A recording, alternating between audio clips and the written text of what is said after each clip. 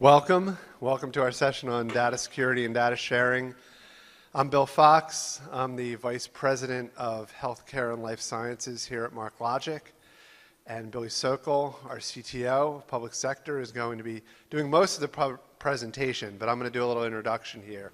So if you're wondering why the VP of Healthcare and Life Sciences is introducing the data security and data sharing section, we may not be wondering it after last week. But I am the former Deputy Chief of Economic and Cybercrime at the U.S. Attorney's Office in Philadelphia and at the District Attorney's Office in Philadelphia. So I've actually locked up cyber criminals. And I've been doing this for quite a long time. And ever since I've been in healthcare, the last 15 years or so, this has been a focus for me. So what we want to talk about today is, is people. Because the problem is, if nobody had to use your network or any of the data in it, it would probably be pretty easy to secure. Problem is it would also be useless. So, and in healthcare, we're faced with some unique challenges that way, but Billy's going to talk about this across a number of industries. Yesterday, I presented on cybercrime at a conference in Los Angeles right after the HHS of the CISO of HHS. And he was supposed to present before me, but since last week's WannaCry incidents, he had to stay in the Situation Room in DC. So we got a sit rep from the Situation Room in DC around the ransomware, and he had just been on a call with 3,000 people from the healthcare provider community asking, what are we supposed to do about this? So it's a great week to be presenting on cybersecurity. So some of the statistics are really scary. No scarier than what happened last week. 77,000 incidents, according to GAO, against the government.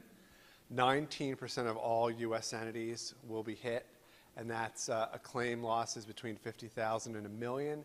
And there's $79 billion spent on security.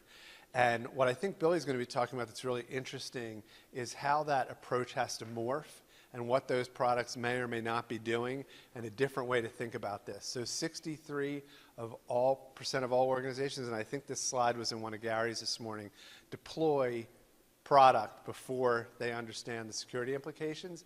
And I'm not good at math, but 158, which is the average cost of a record loss, and 500 million records lost is a big number.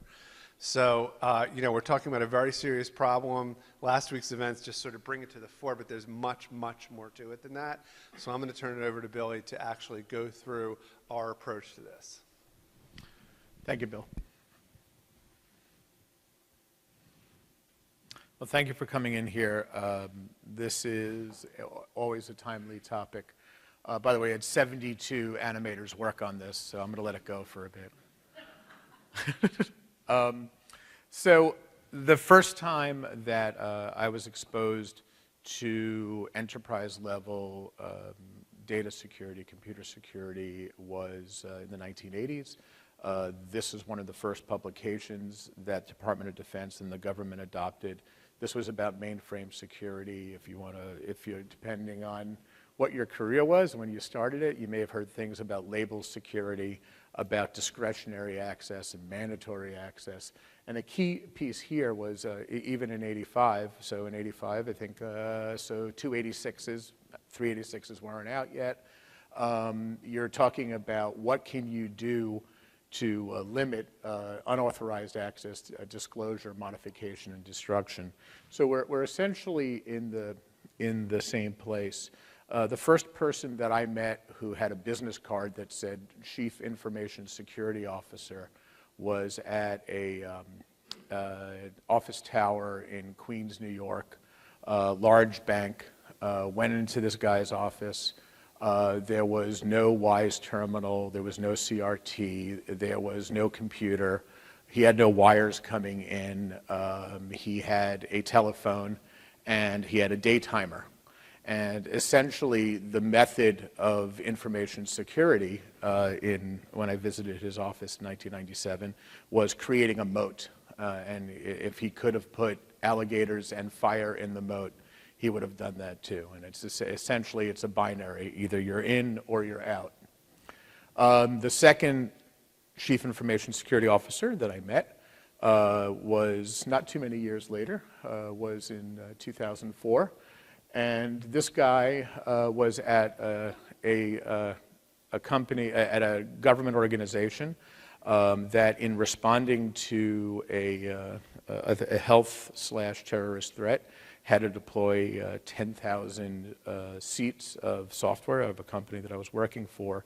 And it was already deployed. And his idea was not quite binary, but was to focus in on what became the National Institutes of Standards and Technology guidance on access controls. And specifically, what they did there was for systems that were public-facing, you actually added granularity about stuff that could be seen by anybody, stuff that should be somewhat limited.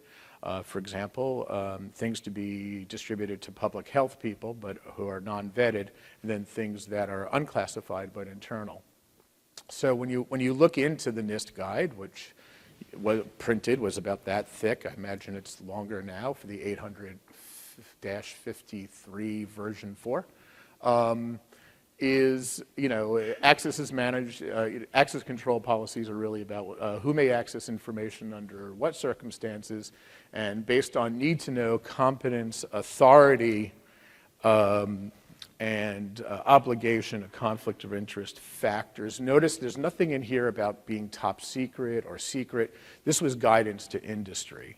And in fact, when you start digging into it, the idea is to create this ideal state of safety. And the idea of safety is that there's no permission can be leaked to an unauthorized or uninvited principal. So thus you start having this sort of duality between access or privileges and safety. And then also beyond that, you have roles and permissions. So for example, a couple of simple examples, and then a little harder one. A bank teller can deposit a check, can tell you a balance, might be able to cash a check, draw a cashier check, but only the accountant can go into the general ledger and do an adjusting entry. So you get assigned roles, and then the roles are given permissions.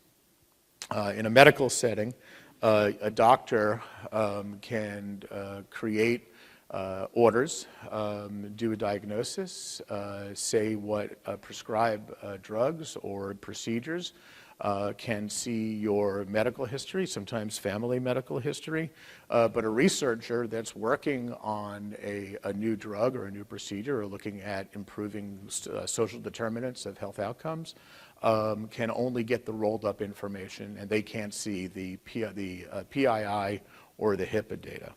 So what you're looking at are role-based access control, where access decisions are based on the roles the individuals have. The rights are grouped by role name, and in a document database, this is done in JSON or XML. So the trick here is, if you want stronger security, you're going to have more granularity around those roles and permissions. If you want easier administration, you want to limit it, and therein lies the rub. So in a classic business problem, a person walks into a bank, or actually even if you call the 800 number at Bank of America or any other retail bank, and you said, hey, I'd like to check my balance, but I also wanted to change my home address on my card. Frequently, you'll get a response like, I can help you with the balance right away, but I need to transfer you to blah, blah, blah for card services. And the reason why is that they've essentially created a moat.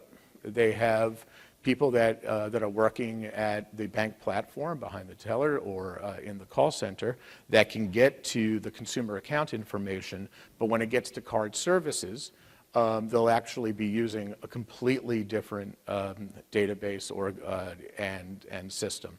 And there, the granularity of access controls are at the system level.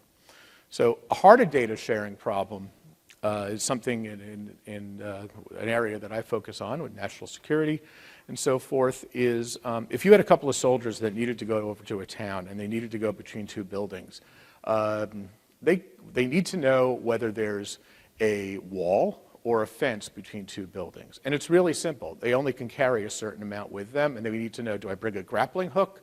Do I bring bolt cutters? And the reality is that nations have a lot of tools at their disposal to make that decision. You could have satellites, you can have drones, you can listen to signals in order to determine what people are talking about there. There could be things on social media, there could be pictures on Instagram, there could be a confidential informant that tells you about this area, and these reports are made available. The problem is that if you didn't have more granular data controls, then these guys don't need to know who the requesting authority was. They don't need to know what kind of lens it was taken with, what kind of device, what are formally called sources and methods, but you can equate that to sensitive data that you would have in healthcare or financial services. All they want to know is grappling hook or bolt cutters. So this is a case where, because of the coarseness of the data controls and the tendency to overclassify information, you're not able to bring it to the frontline worker and allow them to make decisions in a tactical environment. So we have three choices. You can take this medieval approach and create a moat and put together really sophisticated rules about who to open the door for or not open the door for. You could create multiple unique systems and have different privileges associated with that and maybe handle that with some kind of mid-tier. Or you can start moving towards a single system with multiple roles where the roles and policies associated with that and the attributes associated with that can give you the granularity. So to back up a bit, if you think about data access controls, I know that I was at businesses that went from file cabinets to mini computers. And we largely took folders that existed in real life and created folders in digital life. And along with that, so file cabinet had a key, and the key went to Mary, or Bob had the key.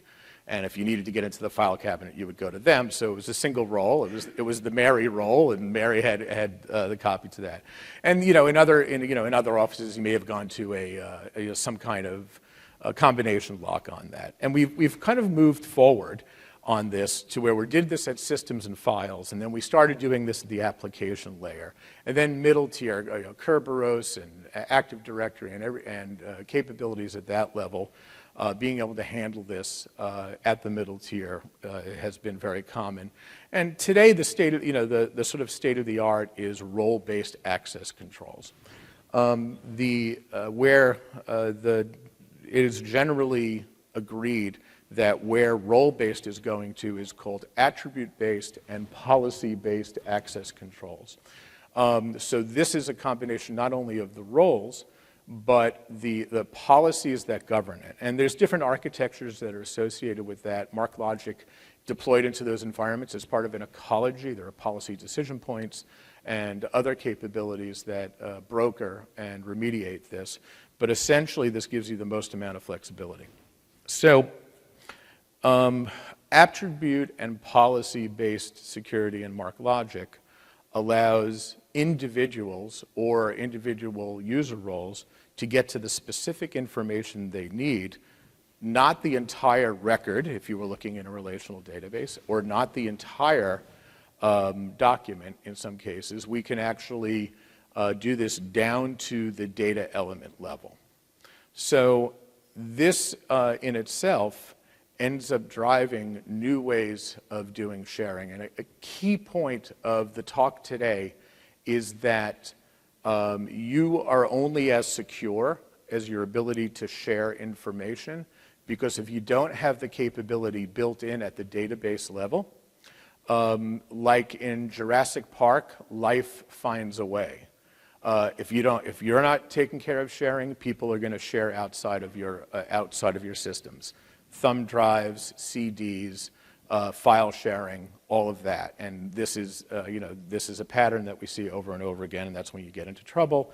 You start bringing in malicious code and so forth. So in MarkLogic, the way that we do this dissemination is with this element level security. It's real-time control of who can see what inside of documents based on the user's roles. There's no application code required with out-of-the-box in-database capability. The access control is enforced at the data layer and across the indexes, and can be used with schemaless and unknown data structures. So these, we talk about, with MarkLogic Entity Services, the highest value business concepts are increasingly being expressed as entities. In real life, these entities change. There'll be new data elements, the data elements will feel, and being able to do this in a document database and being able to do this data element level security, which is equivalent to cell level security in RDBMS, really provides these fine-grained controls. So as an example, let's say you have a financial institution where you have somebody working in a contact center, a financial analyst, and then somebody doing compliance administration. What we do is we manage different permissions for different information. We achieve this through data element level security, and we're leveraging protected paths we're able to apply to the roles and permissions at a granular level. By the way, tomorrow at 11 o'clock, Kaio from Product Management will be doing a technical deep dive on that in this room. So, for example, the person working in the call center only has access to the client name and the last four of their Social Security policy. The person who's doing the financial risk researching actually can get to the valuation of their home, what type of property it is, and some other classification associated with that. It's only the person that's doing compliance that can see all of this information. So we're doing this at a granular level. We're not having to resort on doing security at the app layer. And we're going to talk about what the consequence is on that in terms of security audit and resilience in a moment. So it's a leak-proof security at a database core. At ingest, we're combining security terms with the permissions and then index. At search, query terms combined with the designated user role. And on retrieval, documents are filtered in memory within the database. So let's look at attribute-based access controls in action.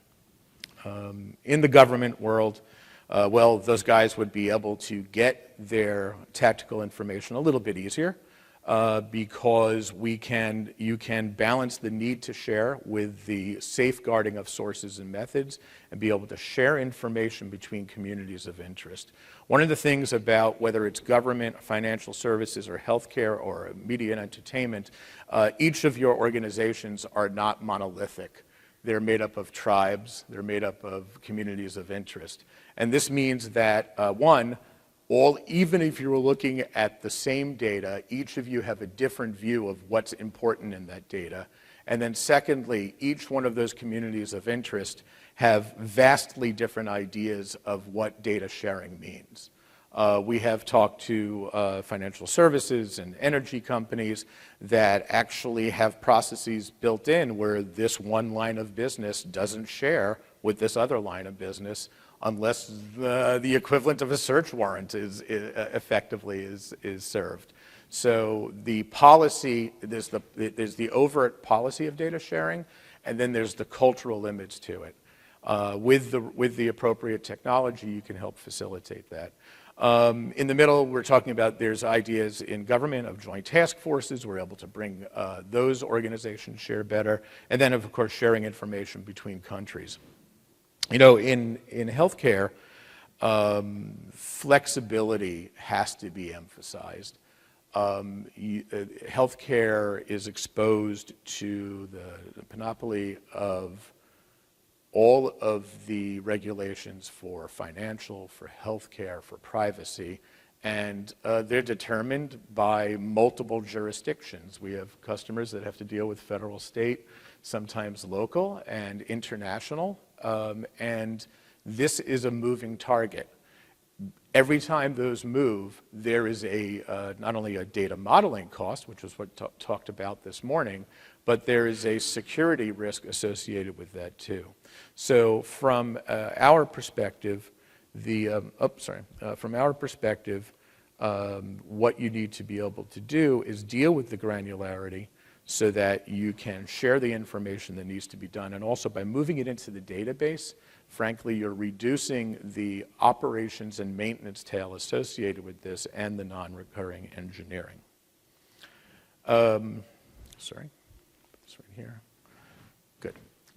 So in capital markets, a current pattern is to handle access control at the app or the middle tier. This means that if you need to adhere to regional or country-specific PII or other regulations, you just created significant complexity. So for example, if you're working with a bank that is based in Switzerland and the information has to be kept in Switzerland, but you also do business in other countries, you need to be able to geofence that, and it's not geofencing necessarily across the entire entity that you're creating, accounts, customers, trades, and so forth. There's only parts of that information. So by moving to an attribute-based access control, you can actually facilitate the flexibility that a growing international company needs, but at the same time lock down that information. In media and entertainment, there's a key concern to the flow of information during the production process. One thing that we've seen is people will send an entire contract to a travel office just to work out the itineraries of when people have to show up at production at a particular set or a location.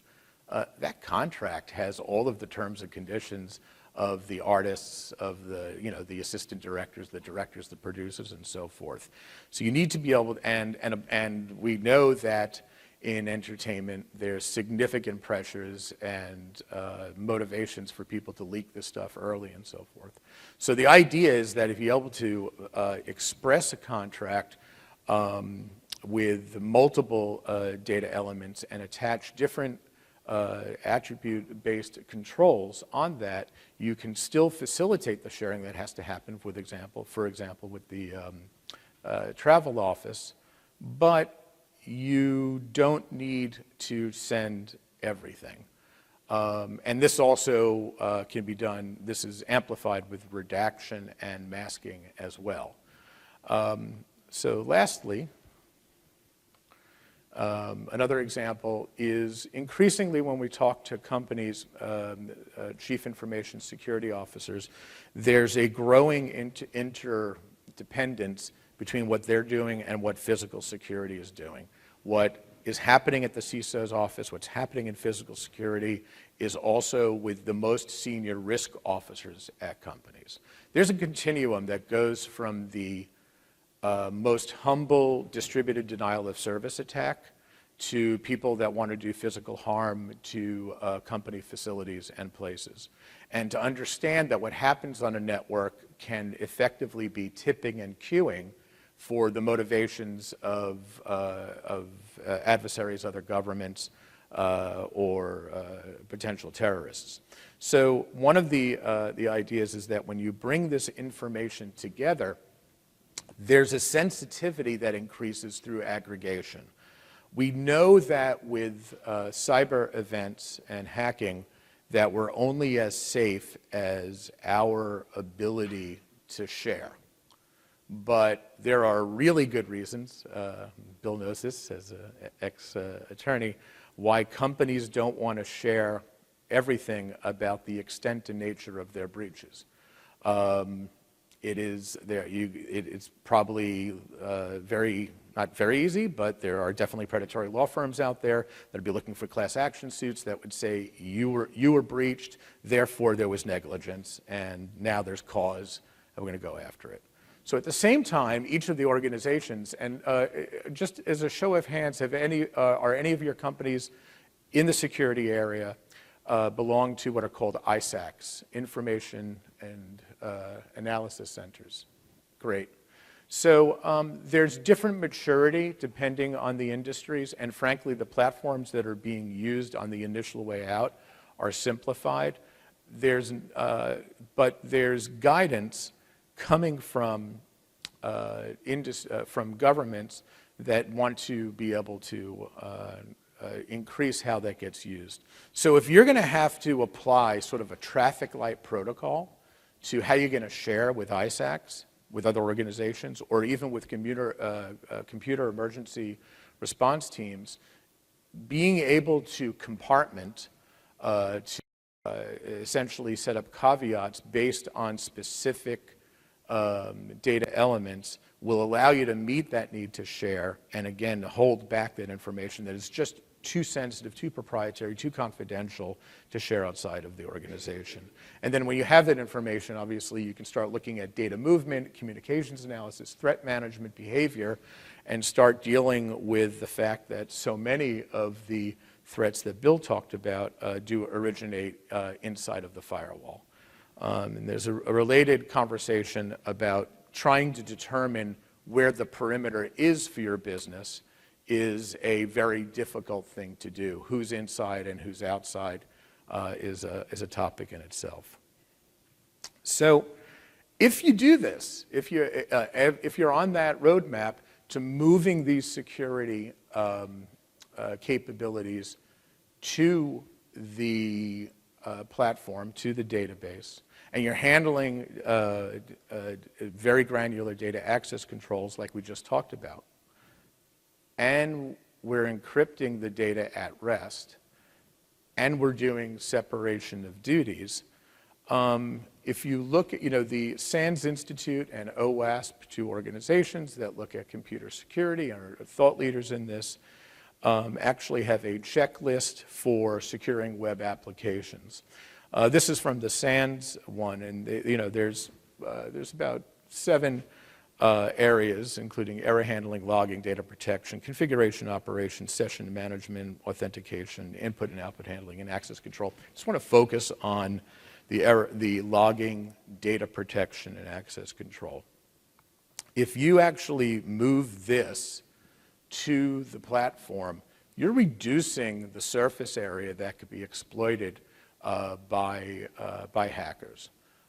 You're actually, you're reducing the entry points, and you're being able to handle this in a way that better conforms with modern system development. So if you're talking about agile development, or in particular, if you're looking at DevOps, where it's that continuous loop, being able to limit that which has to be certified and accredited and the multiple systems in there can actually speed up your production and reduce some of the costs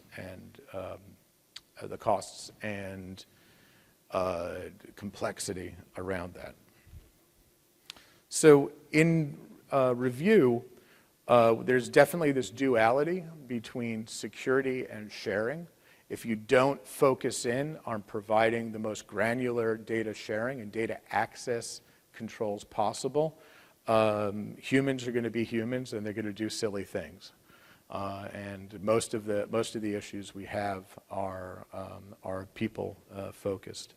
We're talking about moving beyond role-based access control to attribute-based or policy-based access control. And this is a journey. This is, these are big decisions. But MarkLogic as a platform is able to support this. And we've been working in these environments in the government space for quite a while, and working with regulated information going on a half a decade or more. You do it in the database, and it simplifies the pattern. You do this with data element level security. It can drive safety and flexibility. So it's not just about locking down. It's about actually being able to better reflect the business innovation that different organizations want to do, and be able to do it with a certain amount of rigor.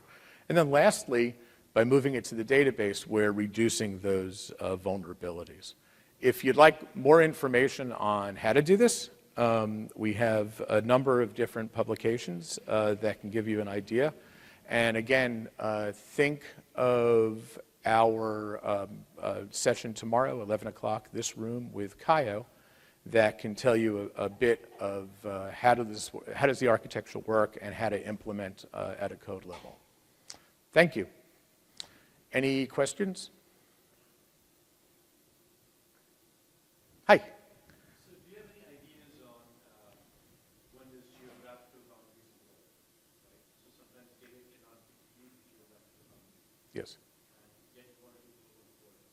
Yes. Have you run into those kind of scenarios? So the question was, how have we given thought to working with the geofencing of data for reporting purposes? So one thing is that if we're talking about the aggregate sums and grouping of the data, you can do that with no PII. You can, depending on the country's rules, they might say masking or obfuscating the data is okay, and then applying it. As far as the filter is concerned, it's applied to the shape of that country, and we're able to do that based on a data element level. Does that answer your question? Okay. Hi. One of the products we actually use at work as part of security is sort of log aggregator, Okay. right? We're pulling in production logs from all these various systems. And I'm just wondering, have you guys ever done a use case to do something similar to use the capabilities that MarkLogic might have for that?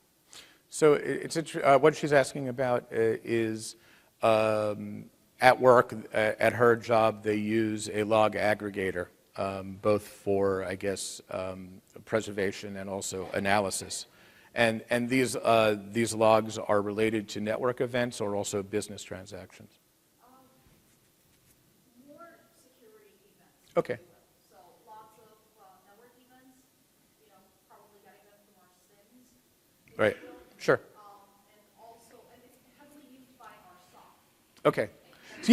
So when you look at that sort of mix of security information, event management, security operations center, intrusion detection for facilities that are more sophisticated, that might use deep packet inspection.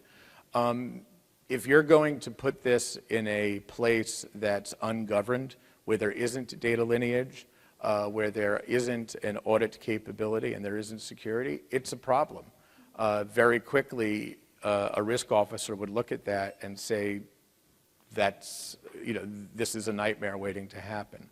So where we think, it's a little bit off topic for here, if you had 1 million log entries, only 6,200 of them could be indicators of compromise.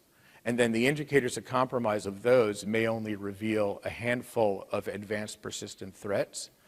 But the importance, even though there's very few of those advanced persistent threats, they need to be persisted. This stuff doesn't get really queried that often.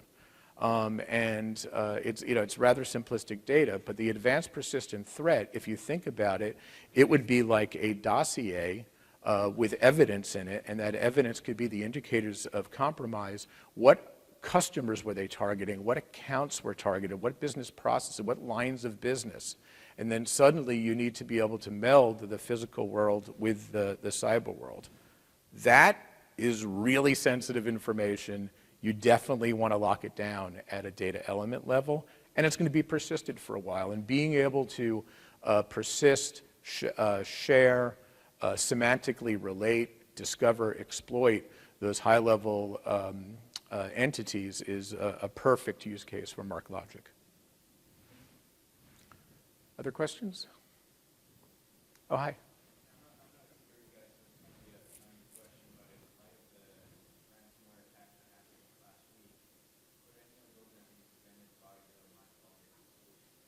So what he's asking is that with the WannaCry ransomware attack that happened last week, is there a role for MarkLogic? And there's sort of two levels.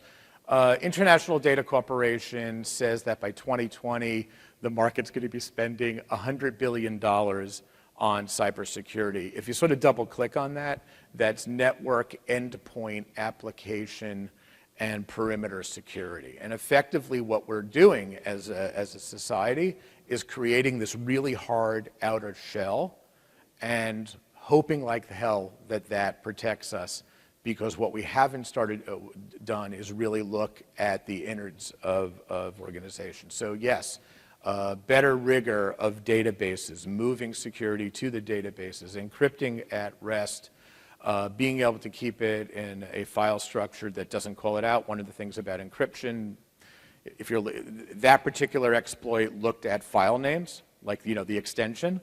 So you want to look at forest structures, for example, in MarkLogic, where that doesn't call out. So yes, there are things you can do, but honestly, that is about make sure you're up to date on your patches. I have a friend that works in a large, mid-size hospital group, and you stay up to date. There are consumer-level tools that were hunting that going back 90 days. So it's about being vigilant. Any other questions? Oh, hi. So how much overhead do you have this security? So actually the database. Yeah. So we need more and more people to see the server. So the overhead of the tags themselves, that's inconsequential. There's no free lunch on anything. Generally, you don't do unbounded queries against this. So if you had 13 or 30 different roles or policies or caveats or classifications or community of interest tags, you don't want to do things unbounded. You want to use some business knowledge about those queries, and if you do that, performance is more than acceptable. It's actually quite good. So there's some thought into it, but it's no more thought than you would do if you were moving towards this granular basis. As far as the encryption, there's a separate conversation about what that does to performance, but it's the decision. A lot of this comes down to physics and where you're going. Actually, one of the big things is if you're using key management, it matters whether you're doing it in the cluster or if you're going out to a third-party third-party capability, because physics. It's how many hops are you away from the key management and coming back and so forth. There's actually, I think there's a session related to this tomorrow, or Kaio might get into it at 11 o'clock as well.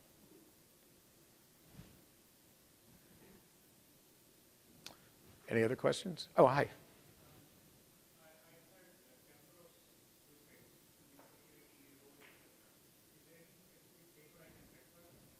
I'm going to come a little bit closer because I can't hear you.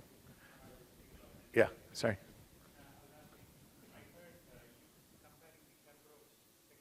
Yeah.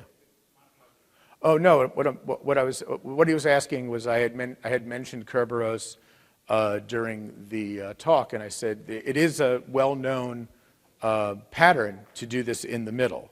And we're not saying abandon it. There's just that if you can move the granular data access controls and generally the role and policy to the database, it ends up simplifying architecture decisions and reducing some of the exploitable surface area. That's all I'm doing.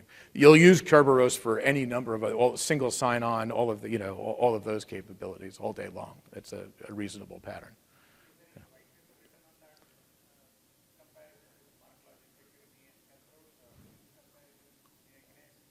So I think in the white paper we might contrast the pros and cons of doing it either at the app, in the middle tier, or in the database. Yep. Yep. Oh, yes? So for the MarkLogic, are you able to export and import the current tools So we, in implementation, whether it's our consulting or partners, we very rarely get implemented in a green field. So we have to interoperate with the existing LDAP, Active Directory, or other IDAM. I know that in government and in some organizations, we're walking into an environment where they've essentially established a robust identity management system, and we just tie into that. We're now a downstream consumer of it. Yeah. Yes. Sounds like there may be a class tomorrow that may cover this more. Yeah. But if you set up those roles in the database, as typically your end users won't log in directly to the database. They're going to log in through some third-party application. You then trust the third-party application to authenticate the user and then indicate to the database what the role is at the time of query, or how would you allow that? So Kaya would definitely cover that tomorrow. In general, there is this inheritance that you have at each of the layers. What you can do, though, by moving, they'll log in through that application. The application has been, their authentication is done by device or by software, and then the transactions against the database are being handled by MarkLogic. I think it's at this level that, but Kaya will absolutely cover that tomorrow. It's an implementation pattern question. Yeah, I can add a little bit. Yeah. Do a pass through the application will your database will talk to your LDAP or server to authenticate. Yeah. You want the database, you want the application and authentication and everything.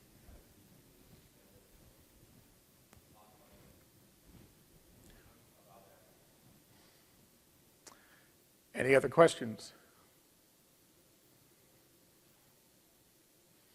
If you can, please go to your app and fill out the survey. So we want to make this better and better every year. And with that, have a good next session. Thank you.